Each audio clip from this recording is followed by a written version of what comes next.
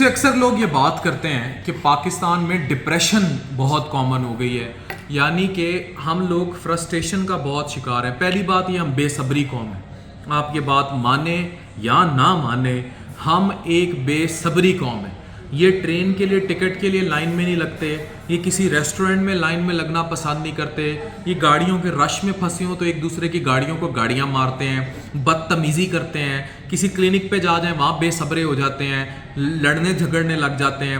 اکثر 80% رشوت پاکستان کے دفتروں میں اس لیے دی جاتی ہے،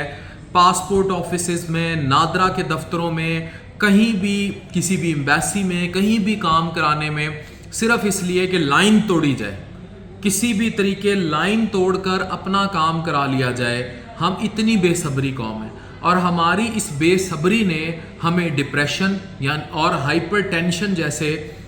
مسائل کا شکار کر دیا ہے۔ پاکستان کی اکثریت 35 سال کے بچے میرے پاس میدوں کے مسئلے لے کے آتے ہیں، لیکن اصل میں ان کو ڈپریشن ہو رہی ہوتی ہے،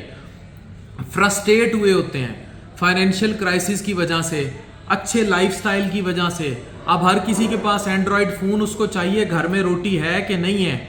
گھر میں کھانے کو پیسے نہیں ہوں گے، دھکے کھاتے آئیں گے، سواری نہیں ہوگی، بالکل سواری موجود نہیں ہوگی گھر میں، بیسک ضرورت موجود نہیں ہوگی، ایک موٹر سائیکل تک گھر میں نہیں ہوگی، لیکن فون 50,000 سے اوپر کا رکھا ہوگا، فون مہنگے سے مہنگا رکھا ہوگا تاکہ اس پہ ویڈیوز بن سکیں یا اس پہ VPN لگا کے ان ویب سائٹس تک ایکسیس حاصل کی جائے جن میں مزہ ہے، چسکا ہے، عیاشی ہے، بٹ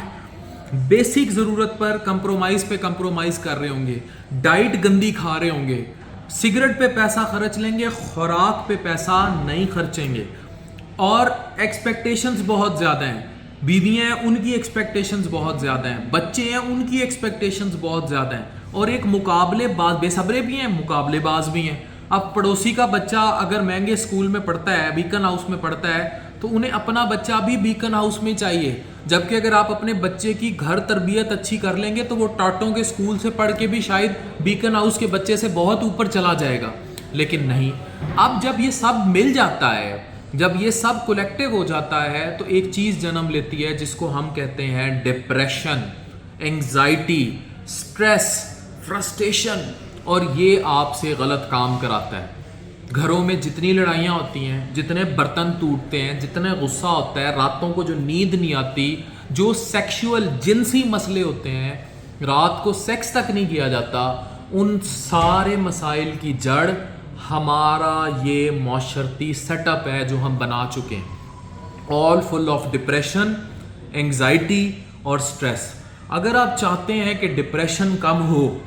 آپ لوگوں کی اداسی کم ہو، آپ لوگوں کا غصہ کم ہو، آپ لوگوں کی فرسٹریشن کم ہو، تو آپ کو کسی طور کہیں نہ کہیں اپنے لائف سٹائل کو بیلنس، نیوٹرل کرنا پڑے گا، اور وہ نیوٹرل ایسے ہوگا کہ آپ کو اپنے اندر سے جلد بازی، بے صبرا پن ختم کرنا پڑے گا، اپنے آپ کو ہیلدی لائف سٹائل کی طرف لانا پڑے گا۔ آپ صاف کھائیں گے، کم کھائیں گے، حضور پاک صلی اللہ علیہ وآلہ وسلم کے فرمان کے عین مطابق کھائیں گے، بھوک رکھ کے کھائیں گے، اور جو بھوک رکھی ہے اس کا بچا ہوا غریب مسکین کو دیں گے،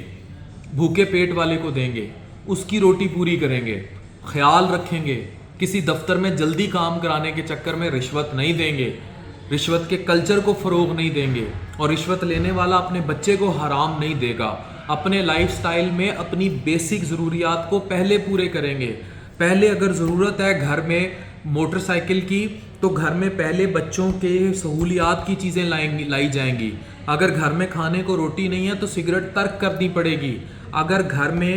جو ہے کوئی اچھا کمرہ نہیں ہے رہنے کے لیے، بچوں کے اسکول کی فیس نہیں ہے آپ کے پاس اچھے کھانے کے پیسے نہیں ہیں، تو آپ کو نوٹ 10 نوٹ 20 لینے کی ضرورت نہیں ہے، آپ کو مہنگا موبائل لینے کی ضرورت نہیں ہے۔ یہ جو لائف سٹائل ہے یہ آپ کو کمپٹیٹیو انوائرمنٹ میں لے جا کے ڈپریشن کا شکار کرتا ہے۔ یہی ڈپریشن قتل، خودکشی، ڈاکہ، راہزنی، ریپ جیسی چیزوں کو جنم دے رہی ہے، اور یہ ہمارا بدترین معاشرتی سیٹ اپ ہے جو اگر آج درست نہ کیا گیا تو اس کی اصلاح نہیں ہوگی، ہم سب مارے جائیں گے. ڈاکٹر عفان کیسر سائننگ آف.